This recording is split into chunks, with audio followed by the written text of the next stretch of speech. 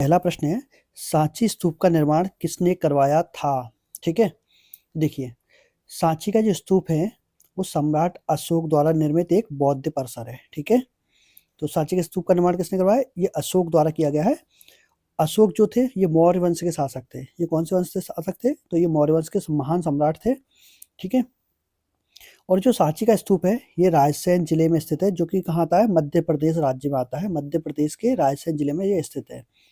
इसे भारत की सबसे पुरानी पत्थर की संरचना भी माना जाता है। ठीक है, तो भारत की सबसे पुरानी पत्थर संरचना भी इसको माना जाता है और यह यूनेस्को की विश्व धरोहर में भी शामिल है। ठीक है, कई बार प्रश्न में पूछा जाता है कि यूनेस्को की विश्व धरोहर में इनमें से कौन सा शामिल है, तो सांची का स्तूप इसमें ऑप्शन में रहता है, तो ये इसमें शामिल रहता है। ठीक है, और 200 रुपए का जो नया नोट है इसके पीछे भी इसको देखा जा सकता है। ठीक है, और अशोक का एक और नाम था, वह था देवनम प्रियदासी। ठीक है, अशोक ने 261 ईसा पूर्व में कलिंग युद्ध में कलिंग पर आक्रमण किया था और कलिंग को जीत भी लिया था, लेकिन जो उस समय जो भीषण नरसंहार हुआ था उसको देखकर अशोक विचलित हो गया और उसने कभी युद्ध न करने का प्रण लिया और जब उसी समय उन्होंने बौद्ध धर्म भी अपना लिया था। ठीक है, तो बौद्ध धर्म अपनाने के बाद ही इन सब का निर्माण कराया अशोक के द्वारा। ठीक है, तो देखिए प्रश्न है, सांची का स्तूप किसने निर्माण कराया था?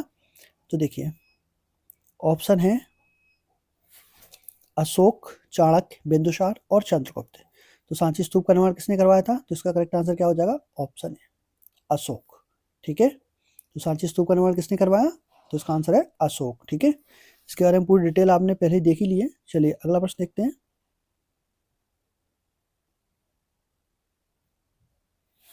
अगला प्रश्न है, भारत का पहला उच्च न्यायालय ... में स्थापित किया गया था। ठीक है, क्या पूछ रहा है कि भारत का पहला उच्च न्यायालय कहाँ स्थापित किया गया था? चलिए इसके बारे में थोड़ा पढ़ लेते हैं। तो भारत का जो पहला उच्च न्यायालय है वो कहाँ है? कोलकाता में स्थापित किया गया। तो इसका आंसर क्या हो गया? कोलकाता। ठीक है, चलिए और डिटेल देख लेते हैं। यह भारतीय उच्च न्यायालय अधिनियम 1861 के तहत जारी किया गया था। ठीक है, इसे औपचारिक रूप से 1 जुलाई 1862 में खोला गया था। सर वांस पीकॉक कलकत्ता उच्च न्यायालय के पहले मुख्य न्यायाधीश बने। ठीक है, कौन बने? सर वांस पीकॉक।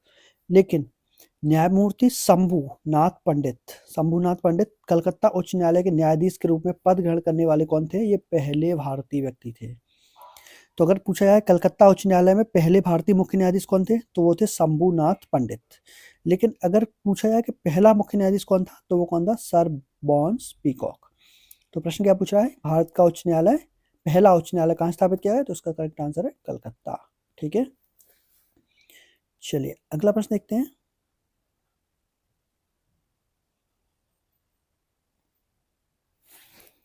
अगला प्रश्न है,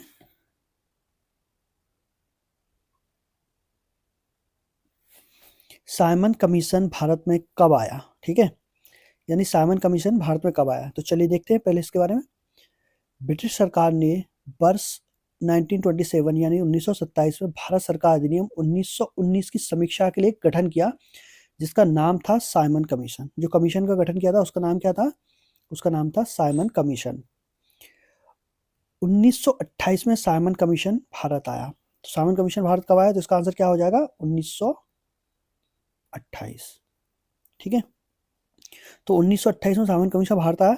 इसका गठन संवैधानिक सुधारों का अध्ययन करने एवं भारत में सरकार की सिफारिशों करने के लिए किया गया था। ठीक है, साइमन कमीशन बिना किसी भारतीय सदस्य के श्वेत आयोग था, यानी इस कमीशन में एक भी भारतीय व्यक्ति नहीं था, सारे अंग्रेज थे, इसलिए इसको क्या बोला जाता है? एक श्वेत आयोग भी इसको कहा जाता है। ठीक है, आयोग में 7 अंग्रेज शामिल थे। ठीक है, और सर जॉन साइमन इसके अध्यक्ष थे। इन्हीं के नाम पर इसका नाम साइमन कमीशन था। ठीक है, तो सर जॉन साइमन कौन थे? इसके अध्यक्ष थे। इसमें 7 सदस्य थे कुल। ठीक है, और इसका गठन कब हुआ था? इसका गठन हुआ था 26 नवंबर 1927 को इसका गठन हुआ और 1928 में ये भारत आ गया था। ठीक है, उसके अगले साल 3 फरवरी 1928 को साइमन कमीशन भारत पहुंच गया था। ठीक है, नवंबर में इसका गठन हुआ 27 में और अगली साल 2028 में 3 फरवरी के दिन ये भारत आ गया। ठीक है, कांग्रेस का जो मद्रास अधिवेशन हुआ था उसमें साइमन कमीशन के बहिष्कार का प्रस्ताव पारित किया गया था।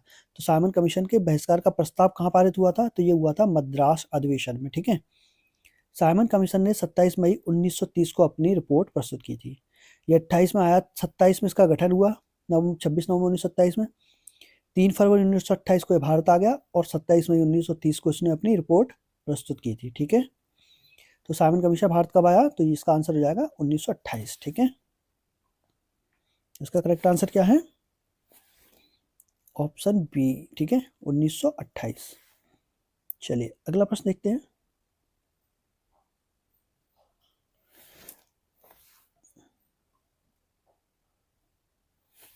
अगला प्रश्न है, कहा जाता है कि भारत का पहला राष्ट्रीय ध्वज 1906 में फहराया गया, पर वो कहाँ फहराया गया, डॉट डॉट डॉट मतलब कहाँ फहराया गया था। ठीक है, चलिए देखते हैं। कहा जाता है कि भारत में पहला राष्ट्रीय ध्वज 7 अगस्त 1906 को फहराया गया था। इसे कोलकाता में फहराया, कहाँ फहराया गया, कोलकाता के पारसी बागान स्क्वायर यानी ग्रीन पार्क इसका नाम था, और उसमें एक और नाम था पारसी बागान स्क्वायर। ठीक है, तो कहाँ फहराया गया था, कोलकाता में फहराया गया, ग्रीन पार्क में। ठीक है, कब, 7 अगस्त 1906 में। इस ध्वज में क्या था, लाल, पीले और हरे रंग की 3 क्षैतिज पट्टियों से बना हुआ था। ठीक है, दूसरा झंडा था वो 1907 में पेरिस में, कहाँ पे, पेरिस में, मैडम कामा द्वारा फहराया गया। ठीक है, अगला, और 1931 में हमारे राष्ट्रीय ध्वज के रूप में तिरंगे झंडे को अपनाने के लिए एक प्रस्ताव पारित हुआ था। ठीक है, और 22 जुलाई 1947 को संविधान सभा ने राष्ट्रीय ध्वज को अपनाया। ठीक है, तो राष्ट्रीय ध्वज को संविधान सभा द्वारा कब अपनाया गया, तो ये था 22 जुलाई 1947। ठीक है, राष्ट्रीय ध्वज का आकार क्या है, वो आयताकार है, और इसकी जो लंबाई चौड़ाई ऊंच अनुपात है उसका अनुपात है 3:2 अनुपात है। ठीक है, चलिए तो इसका आंसर क्या हो गया, चलिए इसका आंसर देख लेते हैं। तो क्या है, भारत का पहला राष्ट्रीय 1906 में कहाँ पर फहराया गया, तो इसका आंसर है कोलकाता। ठीक है, करेक्ट आंसर क्या हो जाएगा, कोलकाता में, कोलकाता के ग्रीन पार्क में। ठीक है, चलिए अगला प्रश्न देख लेते हैं।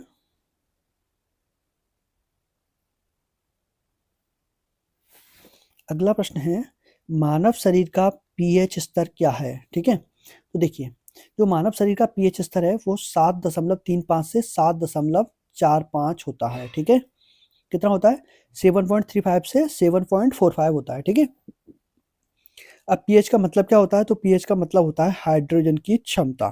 ठीक है, पीएच स्केल वह पैमाना है जिसका उपयोग किसी पदार्थ की अम्लता या क्षारीयता, ठीक है, को उसके घोल में हाइड्रोजन आयनों की सांद्रता के आधार पर व्यक्त करने के लिए किया जाता है। ठीक है, तो जो पीएच स्केल की जो खोज है वो किसने की थी, सोरेनमैन ने की थी। ठीक है, सोरेनमैन ने की थी।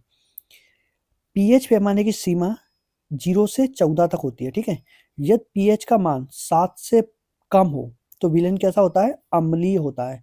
यदि पीएच का मान 7 से अधिक हो तो विलेन कैसा हो जाता है, तो विलेन होता है क्षारीय। ठीक है, और यदि पीएच 7 के बराबर हो तो विलेन कैसा हो जाता है, तो विलेन होता है उदासीन। ठीक है, इसीलिए अगर वर्षा जल का मान 5.6 से कम हो तो उसे कौन सी वर्षा कहा जाता है, तो उसे अम्लीय वर्षा कहा जाता है, क्योंकि इसका मान क्या है, 7 से कम है। 5.6 7 से कम है तो उसे कौन सी वर्षा कहा जाएगा, अम्लीय वर्षा कहा जाएगा। ठीक है, तो समझ गए। चलिए तो इसका आंसर देख लेते हैं। अब प्रश्न क्या पूछ रहा है, मानव शरीर का पीएच स्तर क्या है। ठीक है, मानव शरीर का पीएच स्तर क्या है, तो मानव शरीर का पीएच स्तर क्या था, 7.35 से 7.45 के बीच में। ठीक है, चलिए अगला प्रश्न देखते हैं।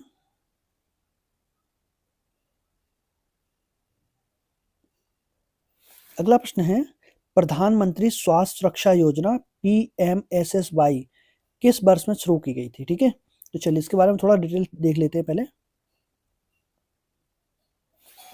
देखिए, जो प्रधानमंत्री स्वास्थ्य सुरक्षा योजना है, इसको PMSSY भी कहा जाता है, यह एक राष्ट्रीय सरकारी योजना है जो देश भर में सस्ती स्वास्थ्य सुविधाओं को उपलब्ध करवाता है। ठीक है, यह क्या है, यह योजना पहली बार वर्ष 2003 में शुरू की गई। तो प्रश्न का आंसर क्या हो जाएगा, 2003। ये योजना कब शुरू हुई, तो ये हुई वर्ष 2003 में ये शुरू हुई थी।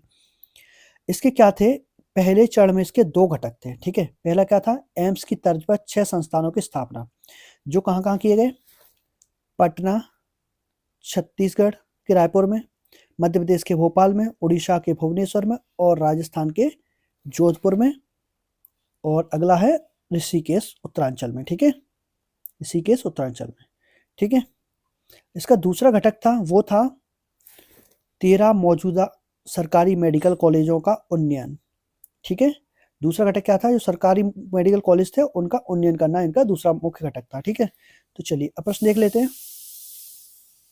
प्रश्न क्या पूछ रहा है, प्रधानमंत्री स्वास्थ्य सुरक्षा योजना वर्ष में शुरू की गई थी, ठीक है। तो इसका करेक्ट आंसर क्या हो जाएगा, ऑप्शन 3 यानी कि 2003 में। कब शुरू हुई थी, तो ये 2003 में इसका शुरुआत हुई गई थी, ठीक है। चलिए अगला प्रश्न देखते हैं। अगला प्रश्न है, भारतीय संविधान में पहला संशोधन ... को किया गया था, ठीक है। तो देखिए भारतीय संविधान में पहला संशोधन कब हुआ, ये संशोधन हुआ 1951 में और इसके द्वारा संविधान में 9वीं अनुसूची जोड़ी गई, ठीक है। तो इसका करेक्ट आंसर क्या हो जाएगा, ऑप्शन ए वर्ष 1951, ठीक है। तो पहला संविधान संशोधन कब हुआ, वर्ष 1951 1951, ठीक है। चलिए अगला प्रश्न देखते हैं। अगला प्रश्न क्या पूछ रहा है, संयुक्त राष्ट्र परिषद में कितने अस्थाई सदस्य, ठीक है, यानी कि टेम्परेरी, स्थायी मतलब परमानेंट, और इसमें पूछा जा गया अस्थाई सदस्य, ठीक है। तो देखिए चलो डिटेल देखते हैं। संयुक्त राष्ट्र सुरक्षा परिषद संयुक्त राष्ट्र के प्रमुख अंगों में से एक है। इसमें कुल 15 सदस्य होते हैं और प्रत्येक सदस्य का एक मत होता है। इन 15 सदस्यों में से 5 स्थायी सदस्य होते हैं और 10 अस्थायी सदस्य होते हैं। तो अस्थायी सदस्य कितने हो गए, 10। तो करेक्ट आंसर क्या हो जाएगा, ऑप्शन बी यानी 2, ठीक है, 10। अब महासभा 2 साल के कार्यकाल के लिए अस्थायी सदस्यों का चुनाव करती है। तो इनका चुनाव कौन करता है, महासभा करती है, और 2 साल के कार्यकाल के लिए इनका चुनाव किया जाता है, ठीक है। तो अस्थायी सदस्यों की संख्या कितनी हो गई, 10।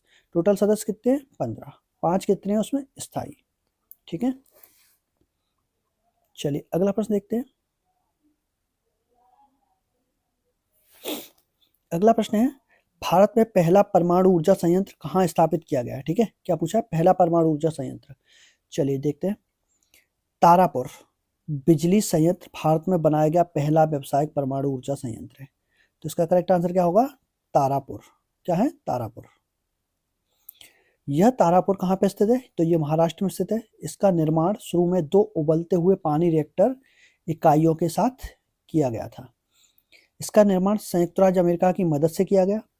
फ्रांस, चीन और रूस तारापुर परमाणु ऊर्जा संयंत्र को यूरेनियम ईंधन की आपूर्ति करते हैं, ठीक है। तो किसकी मदद से बनाया गया, तो बनाया गया संयुक्त राज्य अमेरिका की मदद से, और फ्रांस, चीन और रूस इसके लिए क्या देते हैं, यूरेनियम प्रदान करते हैं, ठीक है।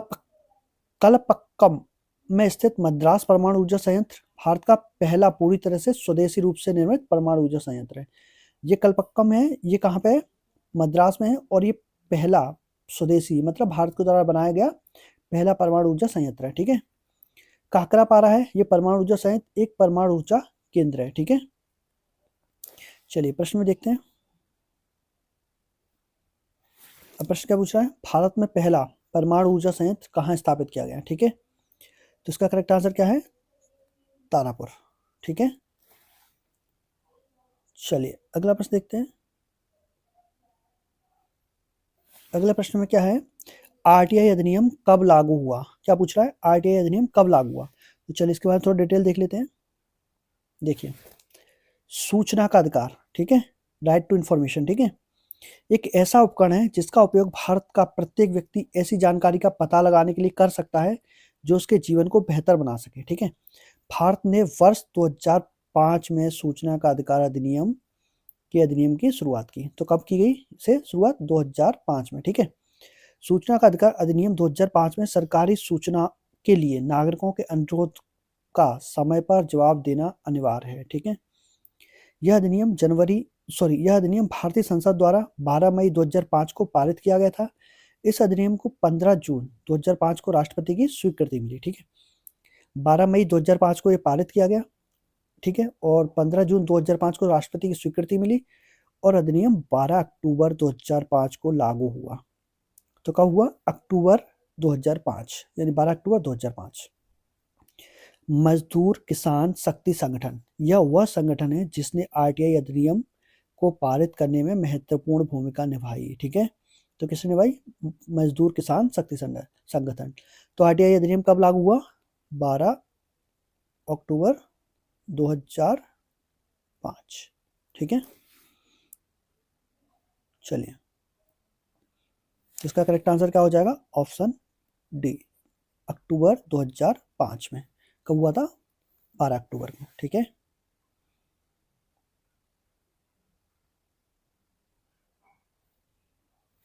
अगला प्रश्न है हिंदुस्तान रिपब्लिकन एसोसिएशन। अगला प्रश्न है हिंदुस्तान रिपब्लिक एसोसिएशन की स्थापना कब हुई थी? ठीक है, तो चलिए डिटेल देखते हैं थोड़ी।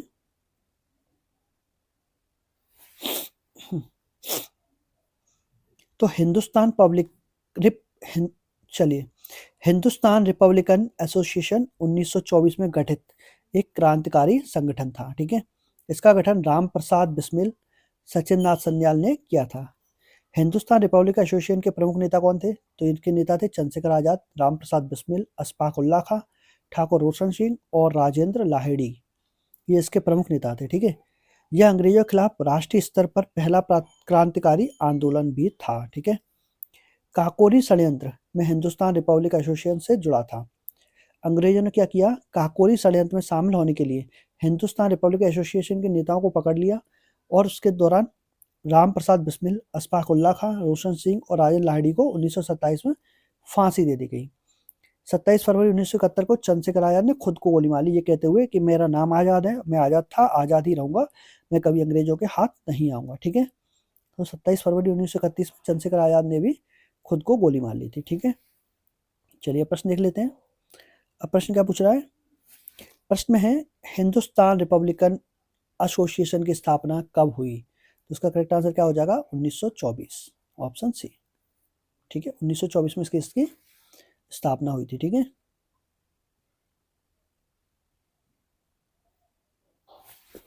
अगला है भौतिक विज्ञान की कौन सी शाखा विरामावस्था में द्रव्यों के गुणों से संबंधित है? ठीक है, तो चलिए डिटेल देखते हैं थोड़ी सी। देखिए, हाइड्रोस्टैटिक्स भौतिकी की वह शाखा है जो तरल पदार्थों की स्थिर अवस्था में गुणों और उनके व्यवहारों का अध्ययन करती है। यह तरल पदार्थों पर लगाए गए बलों, दबाव और उन पर प्रभाव डालने वाले कारकों को समझने पर केंद्रित होती है। हाइड्रोस्टैटिक्स का अध्ययन उन प्रक्रियाओं को समझने में मदद करता है जहां तरल पदार्थ स्थित होते हैं। ठीक है, अब देखिए वो पूछ क्या रहा है, प्रश्न क्या पूछ रहा है? प्रश्न यही पूछ रहा है कि भौतिक विज्ञान की कौन सी शाखा विरामावस्था यानी स्थिर में द्रव्यों के गुणों से संबंधित है? तो कौन है? द्रव स्थित विज्ञान यानी कि हाइड्रोस्टैटिक्स। तो उसका करेक्ट आंसर क्या हो जाएगा? ये हाइड्रोस्टैटिक्स या द्रव स्थित विज्ञान। चलिए अगला प्रश्न देखते हैं। अगला प्रश्न क्या पूछ रहा है? वो कह रहा है कि भारत में पहली बार किस वर्ष ओलंपिक में भाग लिया था? यानी भारत ने पहली बार कब ओलंपिक में भाग लिया था, ये पूछ रहा है। ठीक है, तो चलिए थोड़ा डिटेल देख लेते हैं इसके बारे में। देखो, भारत ने पहली बार 1900 में ओलंपिक खेलों में भाग लिया था। ठीक है, पहला आधुनिक जो ओलंपिक था वो 1896 में शुरू हुआ था और कहाँ हुए थे? एथेंस, ग्रीस में इसका आयोजन किया गया था। नॉर्मन प्रिचर्ड ने 1900 में ओलंपिक में भारत का प्रतिनिधित्व किया था। ठीक है, तो 1900 में जो ओलंपिक में गया था वो कौन था? नॉर्मन प्रिचर्ड थे, उन्होंने भारत का प्रतिनिधित्व किया था, जिससे यह देश का पहला ओलंपिक प्रदर्शन बन गया। किसका? देश का। 1920 में ग्रीष्मकालीन ओलंपिक में देश ने अपना पहला दल या टीम भेजी थी। ठीक है, और भारत ने हॉकी में अपना पहला स्वर्ण पदक एम्स्टर्डम ओलंपिक 1928 में जीता और 1956 तक भारतीय पुरुष टीम ओलंपिक में नाबाद रही। मतलब 1928 में पहला स्वर्ण जीता और 1956 तक लगातार इन्होंने स्वर्ण जीता, इनके बीच में कोई इनको हराने वाला नहीं आ पाया। ठीक है, तो 1956 तक भारत ने लगातार जीता और भारत का आखिरी स्वर्ण पदक है हॉकी में, वो है 1980 के मास्को ओलंपिक में। ठीक है, उसके बाद इन्हें गोल्ड मेडल नहीं मिला। 1952 में के ग्रीष्मकालीन ओलंपिक में पहलवान केडी यादव ने स्वतंत्र भारत के लिए पहला व्यक्तिगत पदक जीता। तो 1952 में ओलंपिक में केडी यादव ने भारत के लिए पहला व्यक्तिगत पदक जीता था। ठीक है, मिल्खा सिंह जो है वो ओलंपिक फाइनल में पहुंचने वाले पहले भारतीय एथलीट है। ठीक है, चलिए तो अब प्रश्न देख लेते हैं। प्रश्न क्या कह रहा है? भारत ने पहली बार किस वर्ष ओलंपिक खेलों में भाग लिया था? तो कब लिया था?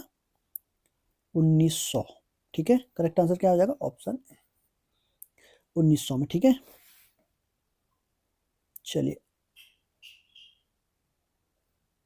अगला प्रश्न है, नवकलेवारा उत्सव किस राज्य से संबंधित है? ठीक है, नवकलेवारा उत्सव किस राज्य से संबंधित है, तो इसके बारे में थोड़ी सी डिटेल देख लेते हैं।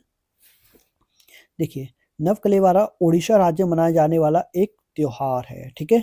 यह जगन्नाथ मंदिर पुरी में 3 हिंदू देवताओं के लकड़ी के रूपों का एक प्रतीकात्मक मनोरंजन है। नवकलेवारा उत्सव क्या है? पहली बार 1575 में मनाया गया था। इसका आयोजन सबसे पहले यदुवंशी भोई राजा रामचंद्र देव ने किया था। किसने किया था? रामचंद्र देव ने। कब? 1575 में, ठीक है। नवा का अर्थ क्या होता है? नवा का अर्थ होता है नया, और कालेवरा का अर्थ होता है शरीर, ठीक है।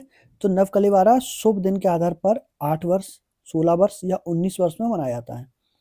20वीं शताब्दी में मंदिर में 1912, 1931, 1950, 1969, 1977 और 1996 में नवकलेवारा समारोह मनाया गया।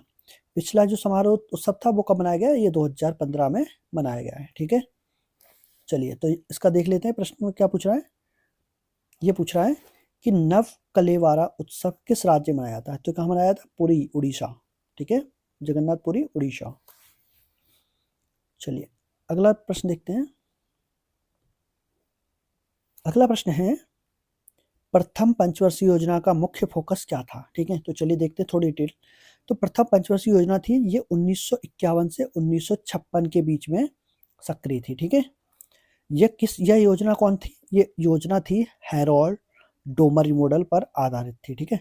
हैरोल्ड डोमर मॉडल पर ही आधारित थी। इस योजना ने देश के कृषि क्षेत्र को प्राथमिकता दी। तो ये योजना किस चीज के लिए थी फोकस?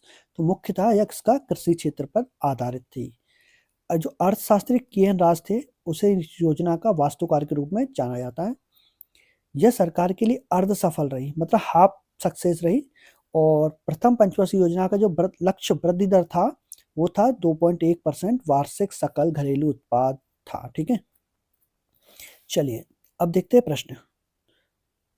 तो प्रश्न में क्या कह रहा है? प्रश्न पूछ रहा है, प्रथम पंचवर्षीय योजना का मुख्य फोकस क्या था? तो क्या था? कृषि सेवा क्षेत्र, कृषि और औद्योगिक क्षेत्र, कृषि क्षेत्र और औद्योगिक क्षेत्र। तो इसका करेक्ट आंसर क्या है? ऑप्शन सी, कृषि क्षेत्र, ना कि औद्योगिक क्षेत्र। ये भी सही होता अगर इसमें औद्योगिक ना होता तो सही आंसर क्या है? कृषि क्षेत्र पर इसका मुख्य फोकस था प्रथम पंचवर्षीय योजना का, ठीक है। थे मुख्य 15 प्रश्न। उम्मीद है प्रश्न आपके लिए बहुत ही मददगार साबित होंगे एग्जाम के लिए। आप इनको पढ़िए, नोट्स बनाइए, दोस्तों के साथ शेयर भी करिए। और अगर आप चैनल पर नए हो तो चैनल को सब्सक्राइब करना ना भूलें, जिससे कि ऐसे वीडियो आपको लगातार मिलते रहें। अच्छे से पढ़ाई करिए और आज के लिए बस इतना ही। जय हिंद, जय भारत, धन्यवाद।